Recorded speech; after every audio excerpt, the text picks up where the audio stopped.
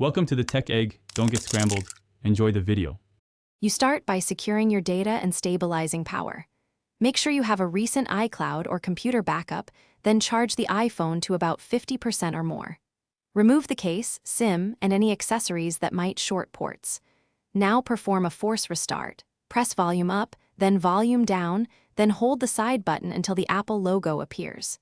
This can clear transient firmware hangs. Once done, observe whether the loop stops before moving to recovery steps. Once the force restart didn't resolve it, connect the phone to a computer running the latest Finder or iTunes. You need to enter recovery mode using the model-specific button sequence. Follow the same steps, but hold until the recovery screen shows. The computer will offer update or restore. Choose update to reinstall iOS without erasing data.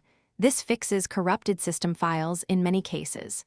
If update fails or times out, then choose Restore, which will erase the device, but often breaks persistent loops.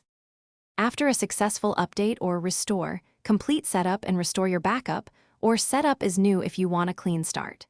Make sure apps and settings refresh fully and keep the device on charge for an hour to stabilize.